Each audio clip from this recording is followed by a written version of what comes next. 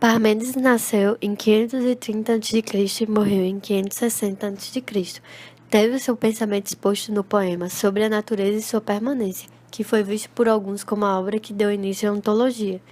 Era dividida em duas partes, uma que trata do caminho da verdade e outra que trata do caminho da opinião. Parmênides acreditava que tudo o que existe sempre existiu. Nada pode surgir do nada e nada que existe pode se transformar em nada, ou seja, era impossível qualquer transformação real das coisas, já que nada pode se transformar em algo diferente do que já é.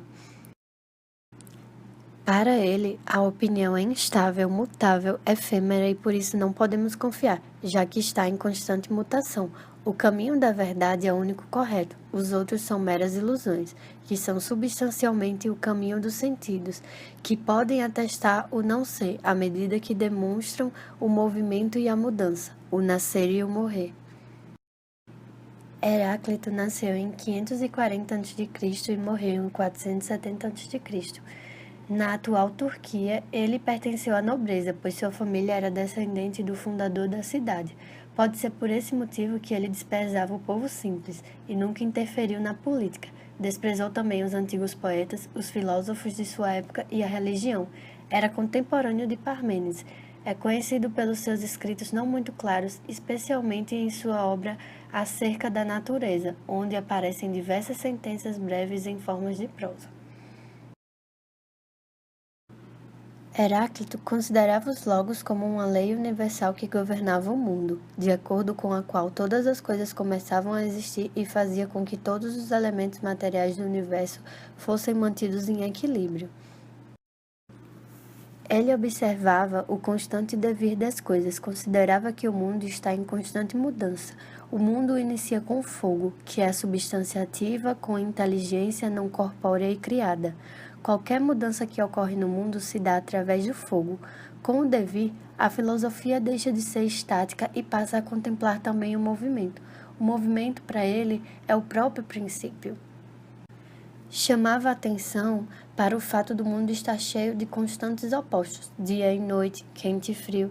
Se nunca ficássemos doentes, nunca saberíamos o que é saúde. Por exemplo, os opostos estão interligados, tanto o bem quanto o mal são necessários, porque sem a constante interação dos opostos, o mundo deixaria de existir.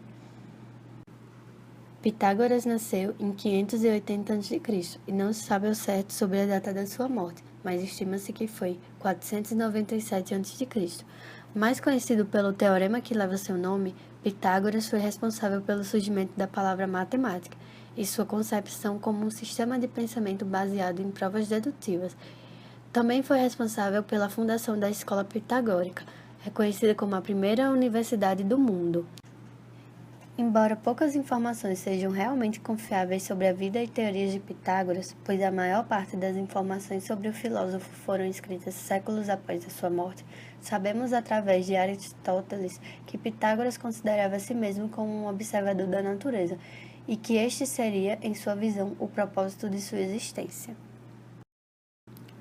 O número era considerado por Pitágoras como o princípio de todas as coisas. Não enxergava os números como grandezas subjetivas, mas sim como estruturas que formavam as coisas do universo, de acordo com sua combinação. Para ele, todos os fenômenos naturais são traduzíveis por relações numéricas e representáveis de modo matemático. Foi percebido também que a música, inclusive Pitágoras, que descobriu as 7 notas musicais, obedecia à lei de harmonia matemática e que também o universo natural e humano se submetia a essas leis. Cada número representava uma característica ou uma qualidade, como justiça, amor, Deus, etc. Foi o primeiro a afirmar que a Terra e o universo tinham formas esféricas. Ele também anteviu que o Sol, a Lua e os outros planetas, então conhecidos, possuíam um movimento de translação, independente do movimento de rotação diário. A escola de Pitágoras desenvolveu também um sistema astronômico, conhecido como sistema pitagórico. Ele acreditava na existência da alma e também na transmigração das almas dos indivíduos, até mesmo entre os seres de diferentes espécies. Se um ser possuísse uma vida virtuosa e para isso tinha que obedecer certos preceitos, como por exemplo não comer feijão, o seu espírito poderia deixar de reencarnar Isso seria algo positivo, já que para Pitágoras o corpo era a prisão da alma.